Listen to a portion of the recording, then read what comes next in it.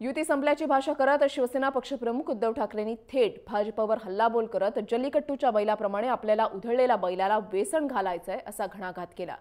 तसंच जागा वाटपाच्या चर्चेवरून देखील त्यांनी भाजपवर टीकास्त्र सोडलेलं आहे। पाहुयात उद्धव ठाकरेंचा भाजपवरचा हा हल्लाबोल। पहिली बैठक पारदर्शकतेवरती गेली।